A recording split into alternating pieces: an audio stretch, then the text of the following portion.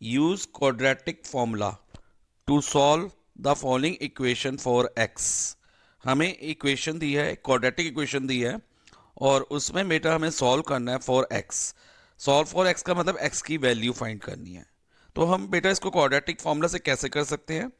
इसके लिए पहले हमें डी फॉर डिस्क्रिमिनेंट फाइंड करना होगा और डी का फॉर्मूला बेटा होता है बी स्क्वायर माइनस 4ac।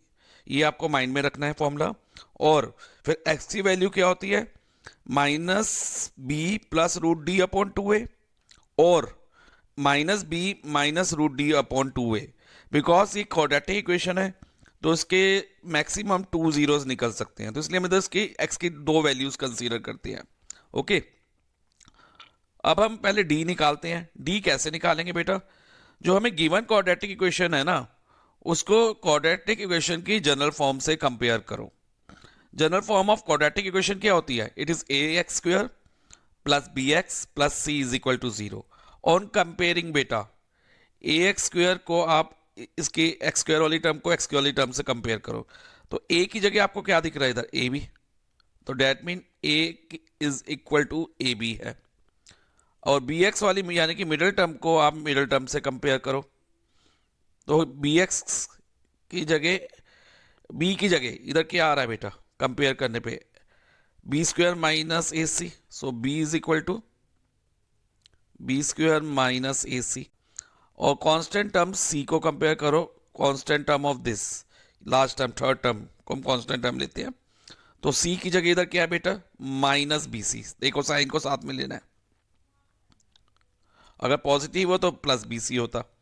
तो अब इतना हमने कर लिया। अब हम डी निकालने के लिए we will substitute the value of A B and C. A B और सी की वैल्यू डालेंगे। अब देखो बेटा, ऑन सॉल्विंग बी की जगह क्या आएगा? बी स्क्वायर माइनस ए सी, लेकिन इधर बी के साथ ऑलरेडी स्क्वायर है, तो हम इसको कैसे लिखेंगे? पहले लिखेंगे बी स्क्वायर माइनस ए सी, जो बी की वैल्यू है वो लिख लेंगे। Then we will put bracket और फिर यहाँ एक स्क्वायर डालेंगे, यानी कि ये बन जाएगा बी स्क्वायर माइनस ए सी होल स्क्वायर। अब minus 4ac, 4 into A. What is A है? It is A B. देखो है ना। और B into C, what is C? It is minus B C. अब इसको फर्दर सॉल्व करते हैं। अब इधर ध्यान दो बेटा, इधर हम a minus B whole square की फॉर्म है यहाँ, है कि नहीं? Yes sir. देखो a minus B whole square किस फॉर्म में हो तो हम क्या करते हैं? A square plus B square minus 2a भी लिख सकते हैं उसको। ये आइडेंटिटी होती है बेटा, क्लास 9 में आपने पढ़ी थी। तो ये हम यूज करेंगे इधर। इधर ए की जगह अब इधर क्या है? बी स्क्वायर है, तो हम बी स्क्वायर का स्क्वायर लिख देते हैं इधर। फाइन। देन बी स्क्वायर है तो बी की जगह क्या है? ए सी, तो ए सी का whole square minus 2ab, 2 into A क्या है? बी स्क्वायर, और बी 2ab है ना, तो बी ए सी है, मल्टीप्लाई ए सी। और इसका क्या होगा बेटा? देखो ध्यान से, 4 ऐसे ही आ जाएगा। ए भी सिंगल है, मल्टीप्लाई में ए को ए लिख देंगे, और B into B, B square होगा, B into B, B square होगा। और यहाँ माइनस का साइन है, ये माइनस माइनस यहाँ प्लस हो जाएगा। बी स्क्वायर भी हो गया, ये प्लस हो गया, और सी हम ऐसे लिख देंगे। तो 4ab² सी हो गया यहाँ पर हमारे पास। अब इसको आगे सॉल्व करें तो बेटा, अभी आप बी स्क्वायर का होल स्क्वायर को ऐसे ही रहने दो। इसका एक पर्पस है, मैं अभी आपको बताऊंगा। अभी इसको ऐसे ही रहने देते हैं, ए सी स्क्वायर। और ये क्या बन जाएगा बेटा? ध्यान से देखो, बी स्क्वायर ए इंटू सी। तो बी स्क्वायर ए सी भी लिख सकते हैं इसको हम, या फिर इसको अल्फाबेटिकली लिखें तो ए पहले। हमेशा बेटा जनरल फॉर्म में लिखना चाहिए, यानी कि ए पहले फिर बी फिर सी वाली टर्म मल्टीप्लाई करते वक्त। तो ए पहले आ गया, फिर बी स्क्वायर प्लस सी। और इधर हमारे पास ऑलरेडी क्या है बेटा? 4ab² सी है।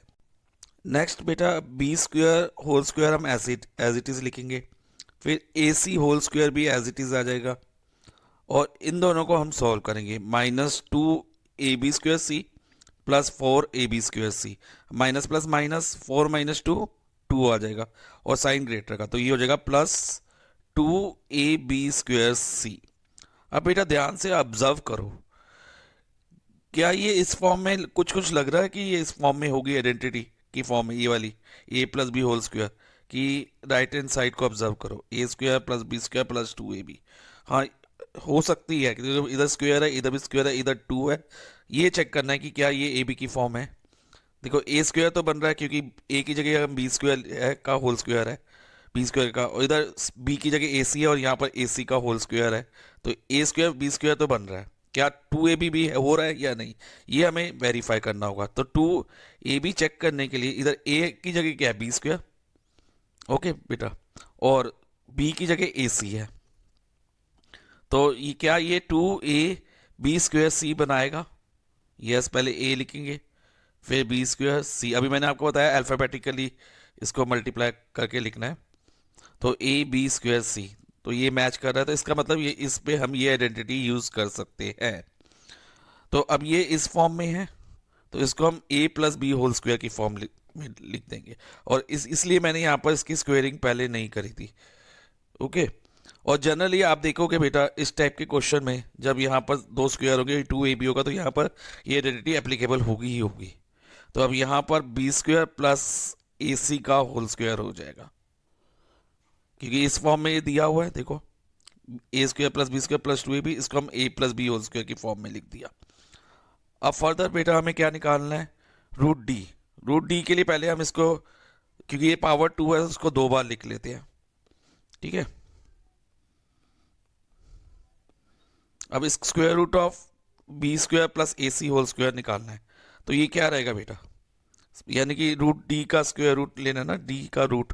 अब डी का रूट क्या होगा, ध्यान से समझना। तो इसको हम बी स्क्वायर प्लस ए सी होल स्क्वायर की जगह हम ये लिख सकते हैं, B C square A C multiply B C square plus A C, okay.